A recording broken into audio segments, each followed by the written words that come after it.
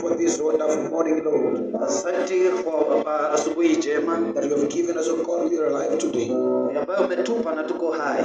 As we hear, oh God, your word today, tunaposikiza neno lako, may you, oh God, use us as vessels. Wacha ukatutumie kama vyombo. For us to speak what is your will. Ili tukazungumze yaliyo makusudio yako. In Jesus' name we pray. Katika jina la Yesu tuomba. Amen. Somebody say amen.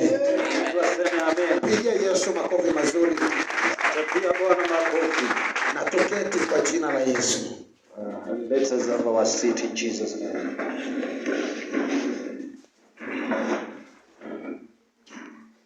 Praise the Lord. Amen. Hallelujah. Amen. I'm humbled this morning.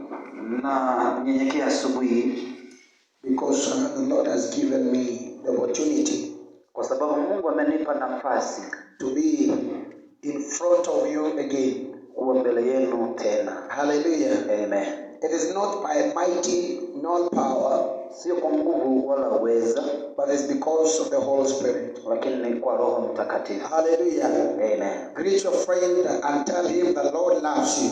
Salimia mwenzako na mwambie Mungu anakupenda. Tell him that the Lord loves you. Mwambie Mungu anakupenda. Is he appreciating that? Shukuru kwa hayo. Tell him again, be blessed. Mwambie tena barikiwa. Tell him again, be blessed. Mwambie tena barikiwa. Ambia Manu, be blessed. Ambia Emmanuel, be blessed. Amen. Amen. Praise the Lord. Amen.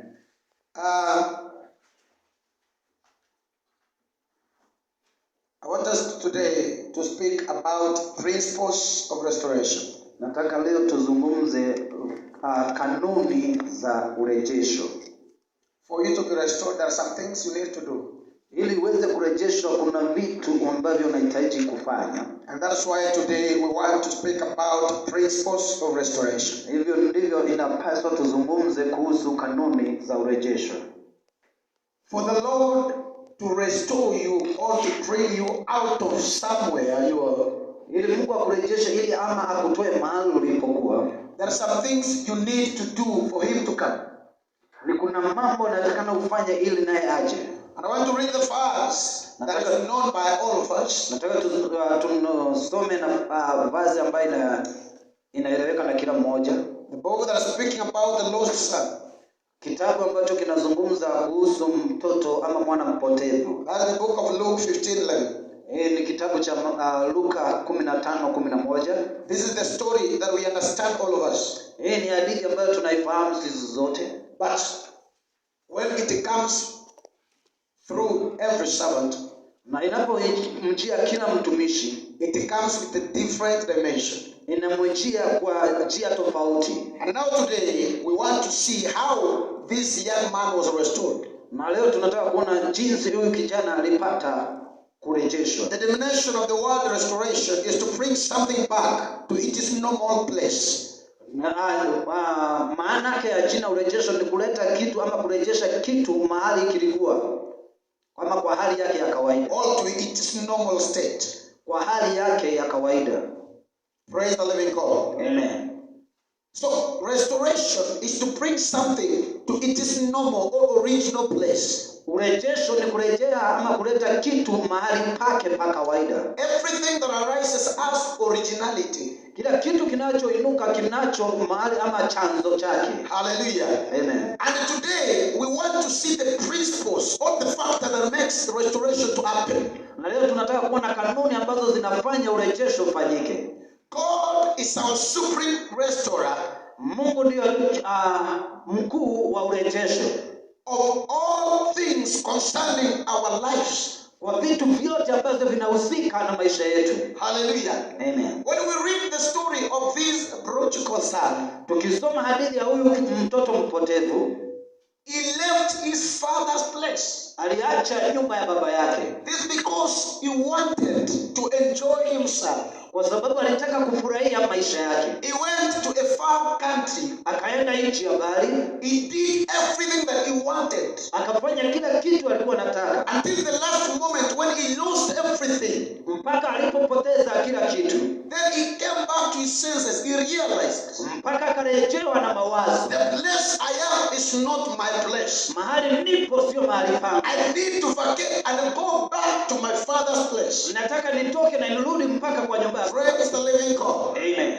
When this man realized and he came back to his senses, Wakati mtu alijielewa na kaja kwa mawazo yake, that is when the process of restoration began in his life. hapo ndipo na nafasi ya urejesho ilianza. The first principle of restoration is Na kanuni ya kwanza ya urejesho ni examine yourself and come back to your senses. kujitafakari na kuja mpaka kwa mawazo The yako. first principle for you to be restored, Kwa kanuni ya kwanza ili urejeshwe, you must examine yourself lazima ujitathmini na kuja kwa and mawazo yako. come back to your senses. Na uje kwa mawazo yako. Our process of restoration Njia ya urejesho is stagnant sometimes inakwama kwa wakati mwingine, because we have not come back to our senses. kwa sababu hatujajiwa na mawazo yetu. Praise the living God. Amen. When we read the book of Luke 15:17, Tukisoma Luka 15:17,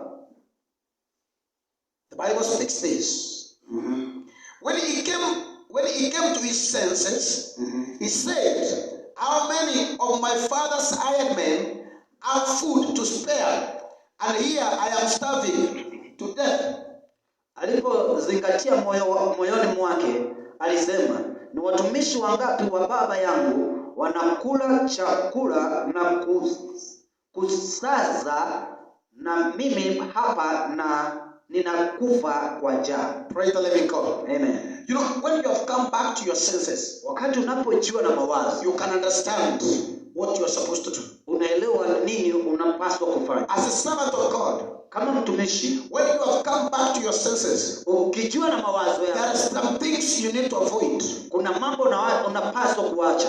When you have come back to your senses, Unapojiwa kwa mawazo, you can realize the Lord is supreme in your life. unaweza kuelewa Mungu ni mkuu katika maisha When yako. you have come to your senses, Unapojiwa na mawazo, you know that sinning is not good.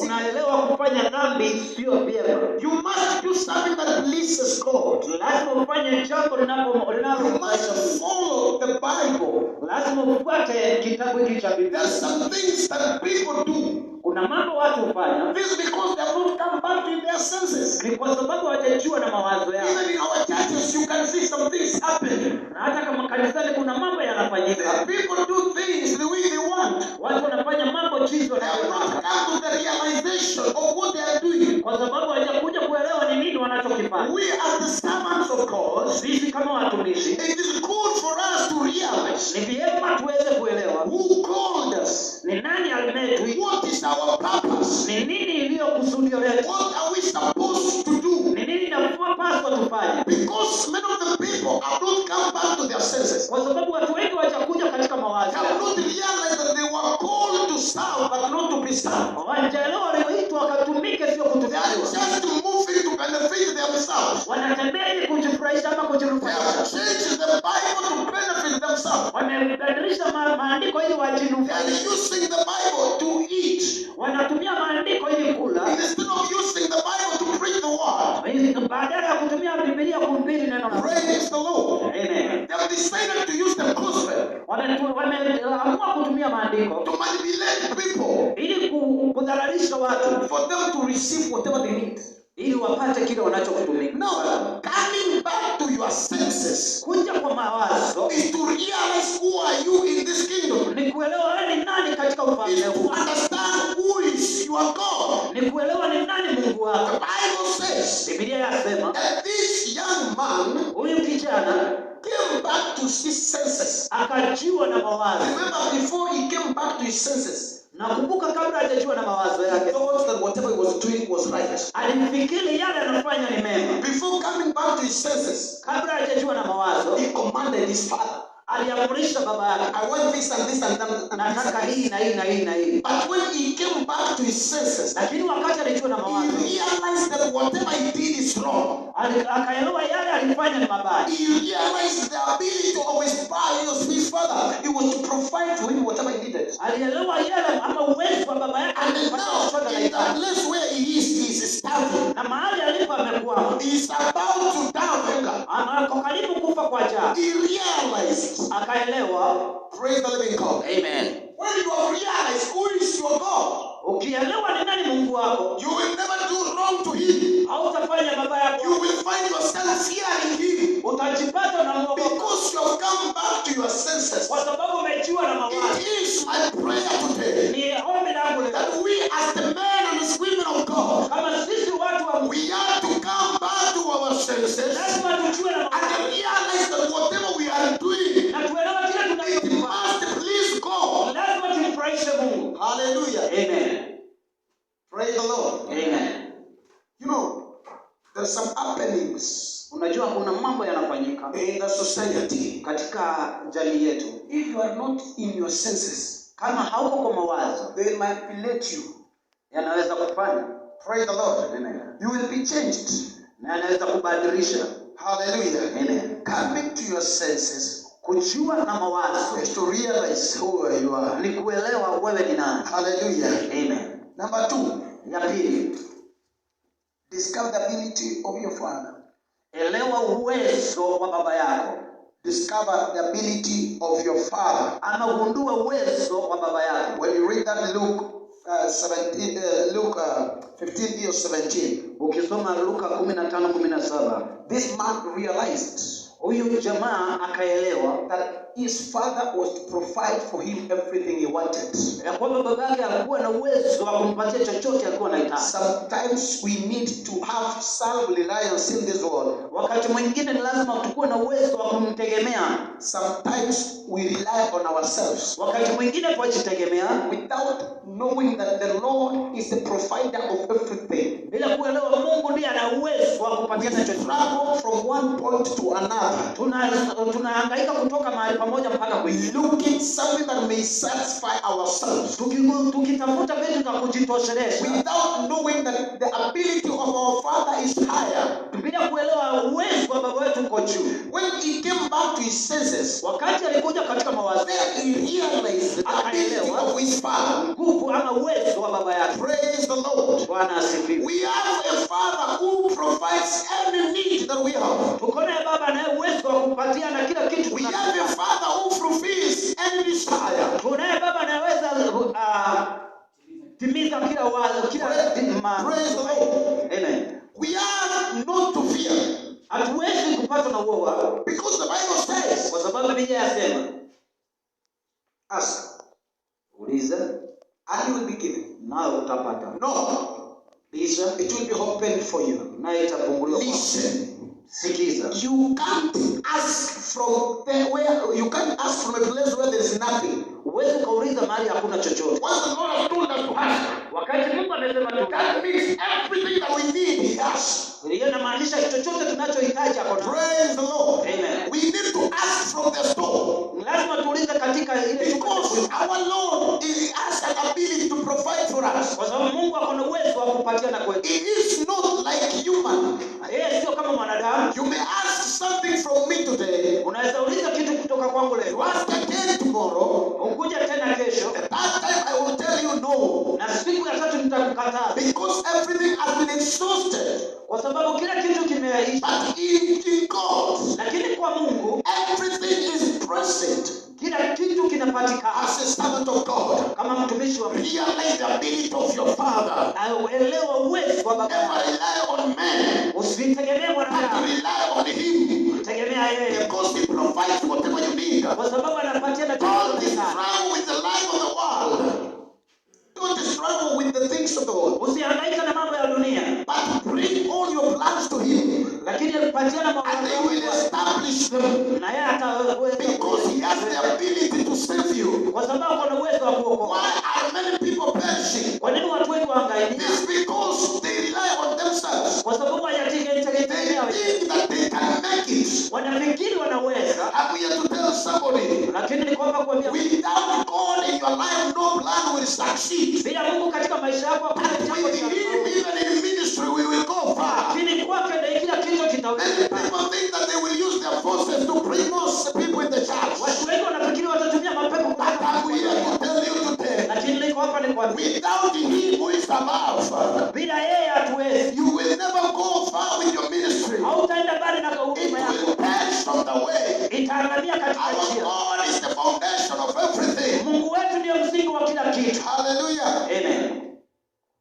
Praise the living God. Bwana asifiwe. So, some of the times, Wakati mwingine why do you struggle with life? mbona unahangaika na maisha? Bring everything to him. Leta kila kitu kwake. He has the ability to save you. Ako na uwezo wa kuokoa. This man realized Huyu jamaa akaelewa that my father is able to provide for the servants. baba yangu ako na uwezo wa kuleta They kwa kupatia kila kitu. eat until they spare. Wanakula mpaka naweza ya kuweka. Hallelujah. Amen. Our God is able to provide for you. Mungu wetu ako na uwezo wa kukupa. You eat until it remains. Unakula mpaka kinabaki. Hallelujah. Amen. It will never end on the way, Haitaisha kwa njia, but it will remain. lakini itabaki. That's what the Bible says. Hivyo ndivyo Biblia That inasema. Jesus fed 5,000 men Yesu akawalisha watu 500 after they have eaten. na walipokula 12 baskets remained. vikapu 12 zikabaki. In Jesus there is plenty. Kwa Yesu kuna In God there is plenty of provision. kuna uwezo zaidi. Hallelujah. You will never want when God is your shepherd. Hautakosa wakati Mungu ni mlinzi wako. You will never want when you have Jesus in your life. Hautakosa unapo Yesu kwa It is my prayer this morning Ombi langu asubuhi ya leo. that may we stand in the source. Ni lazima tusimame When katika you are taa. connected to the source, Unapokuwa you unganiwa na will Bwana. never struggle with your family. Hautahangaika na When maisha. you are connected to the source, Unapounganishwa na your Bwana, family will never cry. familia yako Ah, haitalia. praise the Lord. Bwana asifiwe. Let me tell you something. Wacha nikwambie kitu. When you are connected to the source, Unapounganishwa na mwanzo, even if you are here, hata kama uko hapa, your family will never starve. familia yako Because the Lord will stretch his hand kwa sababu Mungu and he will anaonyesha provide for your family. anapatiana katika May you cry to him every time mwanzo kama lilia and call upon his name. katika jina lake. He will work to your family. Atafanya kazi kwa Commit ajili yako yourself to our Lord. ili tumtumikie Mungu wetu. Commit yourself to our Lord. Jipatiane kwa Mungu And he wako will commit himself to you. naye atajipatiana kwa Hallelujah. Amen. Am I speaking to somebody? Nazungumza kwa mtu kweli. The son discovered that his father was able to provide for him Huyu jamaa akagundua Bwana kuna uwezo wa kupatiana kwake with everything that he wanted. kwa kila kitu alikuwa anahitaji. Hallelujah. Amen. Sometimes people think Wakati mwingine wanadamu wanafikiri they can do without God. wanaweza fanya bila Mungu. I'm telling you, Na kuelezea this man thought huyu jamaa he can do without his father. anaweza kufanya bila baba. Hallelujah. Amen. Something that you have today. Kila uko nacho leo, You have collected a lot of wealth in this world. umeokota mali mingi katika hii dunia. You think that in this world there is life. Unafikiri katika dunia hii kuna mambo No. hakuna. The life is found in Jesus. Maisha iko ndani ya Yesu. To provide you everything. Yeye ndiye anapatia Once you have him, wakati uko naye kila naye ndani he yako. provides and satisfies everything that you have. Anakupatia na anatosheleza kila kitu unahitaji. Hallelujah. Amen. We need to know Tunahitaji kujua what we can do as believers. lazima tuweze kuelewa nini tunaweza fanya kama waamini. Is not to rely on ourselves, Sio kujitegemea sisi wenyewe, but to walk in the circle of Christ na kutembea katika mvilingo and believing in him. na kuamini ndani yake. Praise the living God. Amen. Number 3. Na ya tatu, Be broken before God. uvunjike mbele za Mungu. Be broken before God. Uvunjike ama unyenyekee mbele za Mungu. Dear brothers and sisters, Ndugu zangu na dada zangu, for your process of deliverance and process of restoration to begin, ili nafasi ama njia ya kukombolewa kwako ipatikane ama kurejeshwa kwako, must be broken to him. lazima uvunjike ama unyenyekee kwake. This man realized that he has done wrong to his father and God. Huyu jamaa akaelewa amefanya mabaya kwa Mungu na Now baba, he decided na akaamua to be broken. kunyenyekea. When you read verse 18, Mstari wa 18, the Bible says, maandiko yasema, I will set out and go back to my father and say to him, Father, I have sinned against heaven and against you. I'm no longer worthy to be called your son. Make me like one of your hired men. Mstari wa 18-19, nitaondoka na nitakwenda kwa baba yangu na kumwambia, Baba, nimekosa juu ya mbingu na mbele yako. Sistahili kuitwa mwana wako tena. Nifanye kama mmoja wa watumishi wako. Praise the Lord. Amen. He surrendered. Akanyenyekea. He withdrew the right of being a son. Akatoa nafasi yake ama mwito wake wa kuwa mwana. He decided akaamua to be one of the servants, kuwa mmoja wa watumishi. For God to see you and tackle your problem, ili Mungu akuone na ashughulikie mahitaji yako, you must lower your supremacy. Lazima unyenyekee. He must increase for you to decrease. Lazima ongezeke na for God to come in your life, you must decrease. Wako Mungu aje kwako, lazima. For you to receive restoration, you must decrease. Ili upate urejesho, lazima upungue. For God to speak unto you, you must decrease. Kwa ile Mungu azungumze nawe, lazima you must be broken before him. Lazima uvunjike. When you go before the Lord in prayer, wakati unaenda kwa Mungu kwa maombi, you must be broken for him to hear you. Lazima moyo wako unyenyekee. Hallelujah. Amen. Wacha ile mambo ya kuweka mikono kwa mfuko unatembea kama boss. God will never look that. Mungu hata angalia hiyo. Hallelujah. Amen. Unajua Mungu. Unaelewa. Asante kwa kunipa gani. Thank you for giving me this. Mungu. Nakupenda.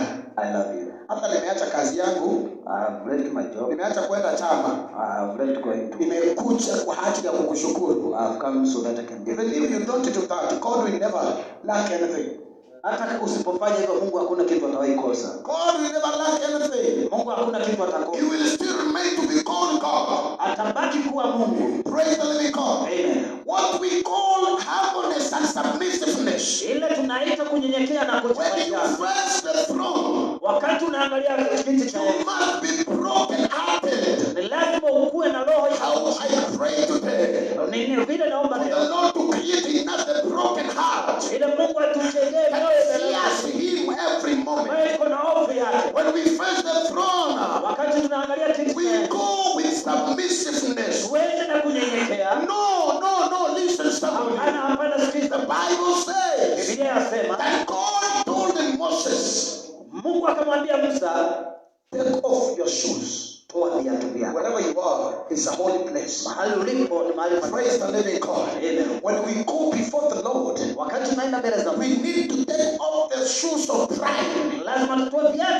When we go before the Lord, we must forget our vehicles. When we go before the Lord, we must forget about our profession. And know that we are addressing the professor or professors. And we know that we are addressing the King of Kings. Hallelujah.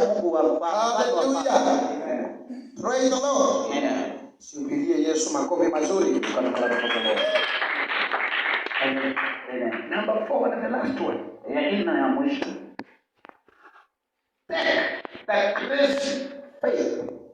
Chukua imani ama imani ya wazimu. Imani wazimu. Crazy faith. Hata mimi sijui hiyo crazy ni nini. Crazy faith. Kichaa ya imani ama imani ya kichaa. Hata kichaa ya imani. Kichaa ya imani ama imani ya kichaa. Moja yake inafaa. Hallelujah. Amen. The Bible tells me, Biblia inaniambia, that this man decided, huyu jamaa akaamua to go back to his father, kwenda kwa baba yake. No matter what he did. Haijalishi nini alifanya. Hallelujah. Amen. You know, he took everything that concerned him. Alichukua kile chote kilikuwa chake. So that means he withdrew from the family. Na hivyo inamaanisha alijitoa kwa ile He familia. sold everything. Akauza kila kitu. He sold an ancestral land. Akauza shamba la urithi. He sold everything that was given. Akauza kila kitu alipatiwa. He decided to leave. Akaamua kuondoka. Remember something. Jua hivi, kumbuka hivi. The Lord has given you a possession. Mungu amekupatia urithi In the inheritance of the kingdom. katika ufalme. But you abandoned it. Lakini uliacha. You decide to follow your way. Unaamua kufuata njia zako. Hallelujah. Amen. It is the time that the Lord is calling you to come back. Ni wakati Mungu anakuita urejee. The Lord is making over this. He's calling you with a polite voice. Anakuita kwa sauti ya upole. Praise the living God. Amen. This man took a crazy faith. Huyu jamaa akachukua imani ya kichaa. When you read verse 18, Mstari wa 18. the Bible speaks this. Biblia yazungumza haya. I will set out and go back. Nitaondoka na kwenda. I will go back to my father and say to him, Nitaondoka na kwenda kwa baba yangu na kusema, Father, na baba, I've sinned against heaven and against you. nimekosa juu ya mbingu na mbele yako. He decided to come back to his father Akaamua kumrejea baba yake and say to him, na akamwambia, I did wrong. nilifanya mbaya.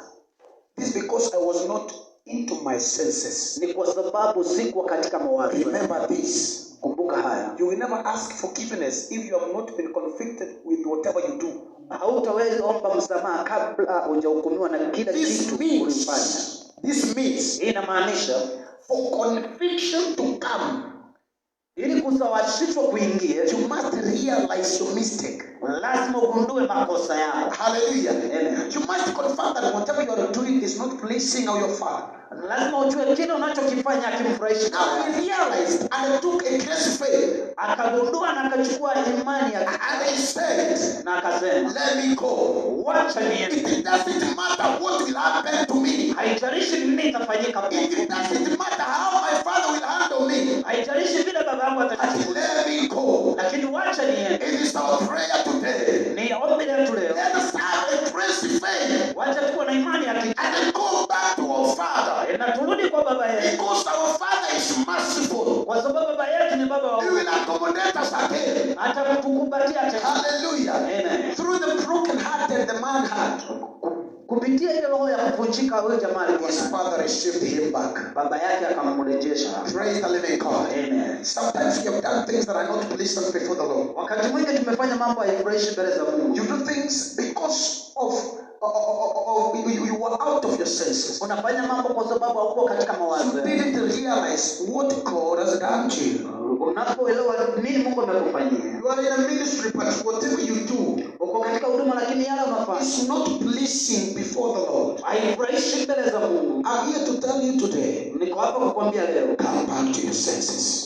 rejewa na mawazo. Praise the Lord. Amen. Come back to your senses. Rejewa na mawazo. Carry a praise faith. Ubebeka katika imani Ask katika. forgiveness from the Father. Na uliza msamaha kwa Baba. Understand the ability of your Father. Na uelewe uwezo wa baba yako. Praise the Lord. Amen. Because once you have realized and come back to your senses, Wakati umejielewa na kujua katika that mawazo. is the time when your process of restoration begins. Hiyo ndio wakati wa urejesho, nafasi ya urejesho inaanza. So sometimes you are dwelling in a place that is not your possession, Wakati mwingi unaishi mahali ambapo sio pako. and the restoration has not come. Na urejesho hujaingia. It's because you have not come back to your senses. Ni kwa sababu hujarejewa na You mawazo. are not growing in your ministry. Haukomai katika huduma. It's because you have not come back to your Ni senses. kwa sababu hujakujua na mawazo. You do sin without acknowledging God. Unafanya dhambi bila kumtambua It's Mungu. because you have not come back to your senses. Kwa sababu hujajua na mawazo. It is our time today Ni nafasi yetu leo to go before the Lord. kwenda mbele za Mungu. Because the Bible says, Kwa sababu Biblia the inasema book of Ecclesiastes 7:20, katika kitabu cha Mhubiri 3:7:20, no man is righteous in the world. hakuna mtu mtakatifu mbele ya duniani. No man is righteous. Hakuna mtu aliye mtakatifu. Praise the Lord. Amen. Every person to sin. Kila mtu afanya dhambi. Don't think you are righteous every time. Usifikiri uko mtakatifu. You do sin. Unafanya dhambi. And that's why every time we reconcile. Ndiposa kila wakati seek forgiveness from the Lord. Tunahitaji kuomba msamaha kwa Mungu wetu. Praise the living God. Amen. May you arise on your feet. Tunaweza simama katika miguu yetu.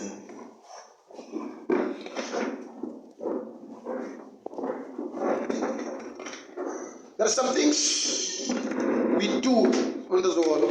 Kuna mambo tufanya katika dunia hii, thinking that they are righteous. Kufikiri yako matakatifu. Because the Bible says in the book of Proverbs 16:2.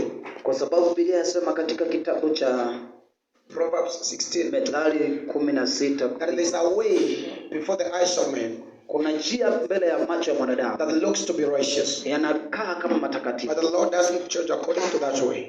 Lakini Mungu hajatuita kupitia hiyo njia. Bwana Yesu asifiwe. Amen. So the decision you make today, kwa hivyo ile uamuzi utafanya leo, it grants you peace of tomorrow. Inakupatia imani ya kesho. It brings you restoration of the mind.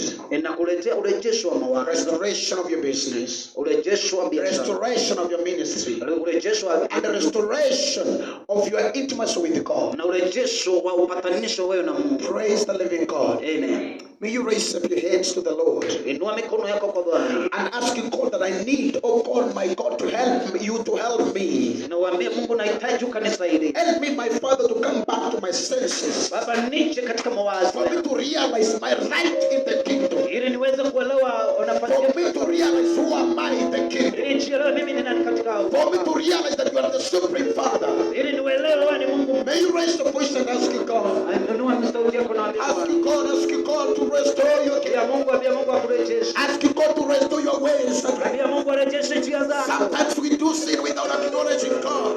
Sometimes we do things thinking that they are right before us. There are some things we do as servants, thinking that these things are okay, but they are not okay before the eyes of the Lord. There are some ways we follow, thinking that they are right ways, but they are not right ways before the Lord. Ask God to forgive you this morning. Ask God to speak to your heart this morning. Ask God to provide for you forgiveness and mercy. Come back to Him again. Reconcile before the throne. Ask God to give you the grace in faith. God to create in you the broken heart.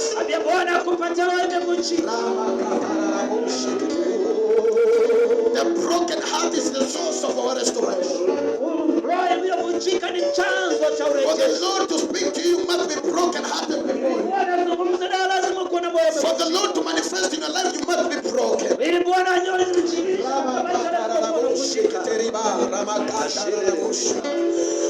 Umekuwa ukitenda mambo ambayo yampendezi Mungu. Umekuwa ukitenda mambo ambayo yampendezi Mungu.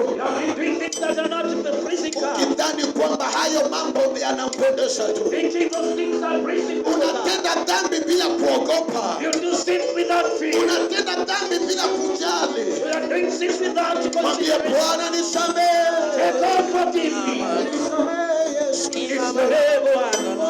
Forgive us, Lord. Forgive us, Jesus.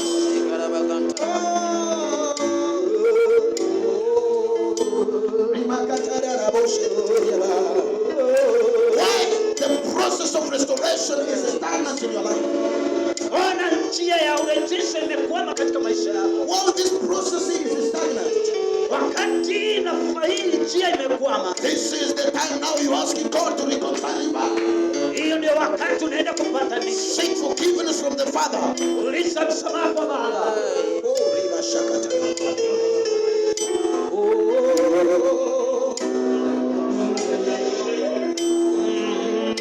I put you in front of my melody. You are all that matters. You are all that matters. With my broken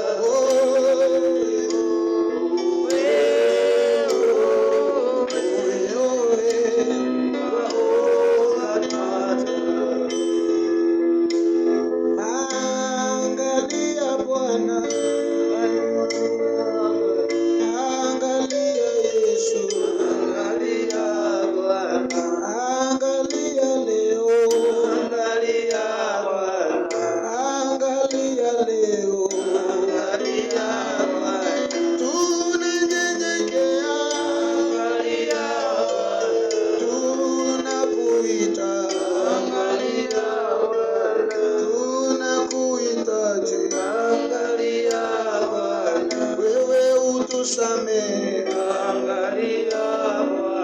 Father, in the name of Jesus, Baba, katika jina la Yesu we worship you and we magnify your name. tunakuabudu na tunainua jina lako. Thank you because you have spoken unto us. Asante kwa maana umezungumza We nasi. need to come back to our senses Tunahitaji kurejewa na mawazo and confirm your ability in our lives. na tudhihirishe uwepo wako na nguvu zako katika My maisha. Father, we need to come before you in broken hearted. Tunahitaji kuja kwako na roho imevunjika, And also, God, we need to take up the crazy faith na tuje kwako na imani ya kicha for you to do it for us, Lord. ili uzungumze nasi. My Father, we are before you today Baba, tuko mbele zako leo, in need of your power, in need of your presence. tunahitaji nguvu zako, tunahitaji Manifest, oh God, in our ministry today. dhihirisha katika maisha yetu. Take over, and oh God, may you replenish our ways. Chukua katika maisha yetu, May you elevate us, oh God. Forgive us our sins, Jesus. tusamehe dhambi zetu, Forgive us, the King of Glory. tusamehe mfalme We wake. have done wrong without knowing. Tumetenda mabaya bila kujua, Wrong thinking, we have done wrong before you. bila kujua tumefanya We mabaya. pray that, oh God, may you forgive us. Tumeomba ukatusamehe, Sanctify our souls again. Purify our ways, Jesus. tusafishe Because you are wonderful. kwa sababu ni Mungu. In Jesus' name I have prayed. Kwa jina la Yesu tumeomba. Piga Yesu makofi mazuri. Amen. Amen.